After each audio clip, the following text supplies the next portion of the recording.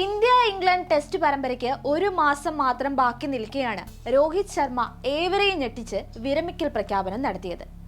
അപ്പോഴുള്ള BCCIയുടെ ഏക ആശ്വാസം പരിചയസമ്പന്നനായ വിരാട് കോഹ്ലി മാത്രമായിരുന്നു. ആരാധകരും അതിൽ ആശ്വസിച്ചു. എന്നാൽ ആരാധകരെ നിരാശയിലാക്കി കോഹ്ലിയും ഇതാ വിരമിക്കുന്നു.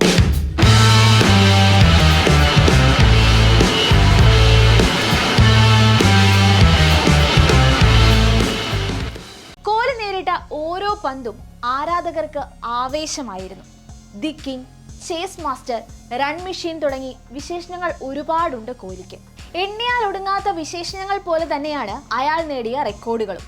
വിരാട് കോഹ്ലി എന്ന റെക്കോർഡ് മെഷീൻ ടെസ്റ്റിലും ഏകദിനത്തിലും T20യിലും ഒക്കെയായി പടുത്തുയർത്തിയ തച്ചു തകർത്ത റെക്കോർഡുകൾ രോമാഞ്ചത്തോടെയല്ലാതെ ഒരു ക്രിക്കറ്റ് പ്രേമിക്കും കാണാനാവുന്നതല്ല. ഇന്ത്യൻ ക്രിക്കറ്റിൽ കോഹ്ലി റെക്കോർഡുകൾ സൃഷ്ടിച്ച ഒരു പതിറ്റാണ്ടാണ് കഴിഞ്ഞുപോയത്. റെഡ് ബോൾ ക്രിക്കറ്റിന്റെ ചരിത്രത്തിൽ സ്വന്തം പേര് അടയാളപ്പെടുത്തിക്കൊണ്ട് തന്നെയാണ് കോഹ്ലിയുടെ പടിയിറക്കം. ടെസ്റ്റ് ബാറ്റർ എന്ന നിലയിൽ മാത്രമല്ല, നായകനായും സമാനതകളില്ലാത്ത നേട്ടം കൈവരിച്ച മടക്കം ഒരർത്ഥത്തിൽ ഇന്ത്യൻ ടെസ്റ്റ് ക്രിക്കറ്റിൽ തന്നെ വലിയ ശൂന്യതയാണ് സൃഷ്ടിച്ചിരിക്കുന്നത്. 2011 വെസ്റ്റ് ഇൻഡീസിനെതിരെയായിരുന്നു ടെസ്റ്റിൽ കോഹ്ലിയുടെ അരങ്ങേറ്റം. 2014 മുതൽ 2019 വരെയുള്ള കാലഘട്ടമാണ് വിരാട് കോഹ്ലി എന്ന ടെസ്റ്റ് ബാറ്റർ ലോകത്തിനു മുന്നിൽ നിറഞ്ഞു നിൽക്കാൻ തുടങ്ങുന്നത്.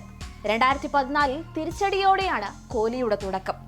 ഇംഗ്ലണ്ടിനെതിരായ പരമ്പരയിൽ 5 ടെസ്റ്റിലും കോഹ്ലി പരാജയപ്പെട്ടു.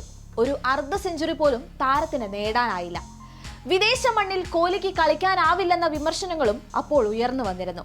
എന്നാൽ ഓസീസിനെതിരായ അടുത്ത പരമ്പരയിൽ തന്നെ കോഹ്ലിയുടെ മറുപടി എത്തി.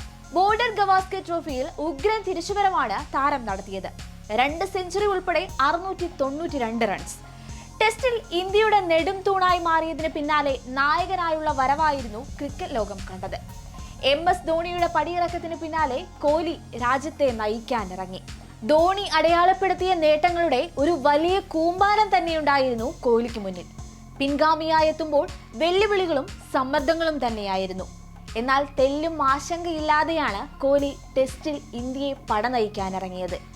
2016 ടെസ്റ്റ് നായകൻ എന്ന നിലയിലും ടെസ്റ്റ് ബാറ്റർ എന്ന നിലയിലും തിളങ്ങുന്ന പ്രകടനമാണ് കോഹ്ലി കാഴ്ചവെച്ചത്. ടീമിനെ ഒന്നടക്കം കോഹ്ലി പ്രചോദിപ്പിച്ചു.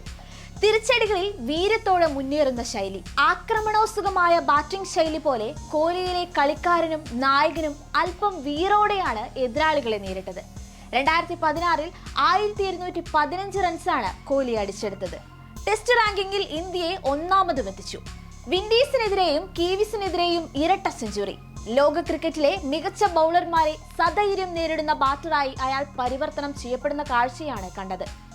സ്റ്റീവ് സ്മിത്തിനും ജോ റൂട്ടിനും വില്യംസിനുമൊപ്പം ചേർന്ന് ലോക ക്രിക്കറ്റിലെ അക്കാലത്തെ ഫാബ് 4ലും എത്തി കോഹ്ലി.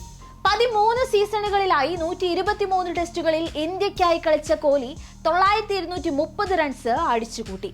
ഈ വർഷം ഓസ്ട്രേലിയക്കെതിരെ ബോർഡർ ഗവാസ്കർ ട്രോഫിയിലാണ് അവസാനമായി കളിച്ചത്. പരമ്പരയിൽ ഒരു മത്സരത്തിൽ സെഞ്ചുറി അടിച്ചതൊഴിച്ചാൽ ബാക്കിയുള്ള കളികളിൽ തിളങ്ങാൻ കോഹ്ലിക്ക് സാധിച്ചിരുന്നില്ല. T20 ലോകകപ്പ് വിജയത്തിന് ശേഷം 2020 ക്രിക്കറ്റിൽ നിന്നും കോഹ്ലി വിരമിച്ചിരുന്നു. ഇനി ഏകദിന ക്രിക്കറ്റിൽ മാത്രമേ ഇന്ത്യൻ ജേഴ്സിയിൽ പ്രിയ താരത്തെ നമുക്ക് കാണാൻ സാധിക്കൂ.